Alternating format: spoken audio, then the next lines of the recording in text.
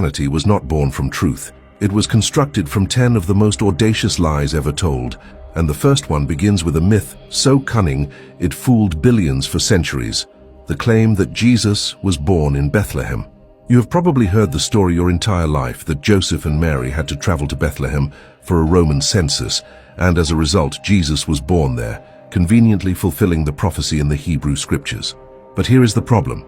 There is no historical record of any Roman census requiring people to return to their ancestral hometowns. That idea is not just unusual, it is unprecedented, illogical, and entirely inconsistent with how Roman censuses actually worked. Romans taxed and counted people where they lived, not where their ancestors once lived 1,000 years earlier. So why invent such a bizarre premise? Because the Hebrew prophecy in the book of Micah said the Messiah would be born in Bethlehem. That prophecy was well known by first-century Jews and early Christian authors. But if Jesus was from Nazareth, as everyone seemed to agree, then the story needed to be twisted to match the prophecy. And that is exactly what the Gospels of Matthew and Luke attempted to do, each fabricating different and conflicting stories to get Mary to Bethlehem.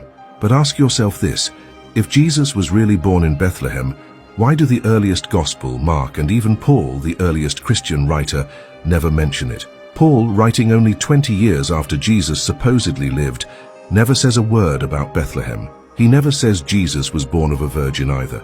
That entire narrative was added later. This brings us to lie number 2, the fabricated genealogies of Jesus.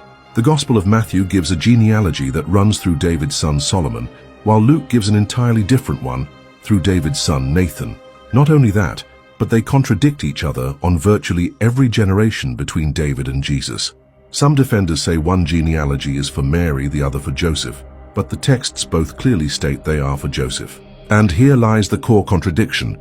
If Jesus was born of a virgin, then Joseph's lineage would be meaningless to Jesus's divine bloodline. Yet the evangelists go to great lengths to prove Joseph was descended from David, as if that somehow made Jesus the legal heir. But if Jesus had no biological father, he could not inherit anything from Joseph. This theological contradiction was so messy, it should have unraveled the entire narrative. And yet, instead of asking hard questions, most people just absorbed the tale without ever noticing how completely illogical it was. But it gets worse, because lie number 3 is perhaps the most pivotal of all: the virgin birth itself. Christians have been told for centuries that Isaiah prophesied a virgin would give birth to the Messiah, but that is a mistranslation. The Hebrew word used in Isaiah is Alma, which simply means young woman, not virgin. When the Hebrew Bible was translated into Greek centuries later, the version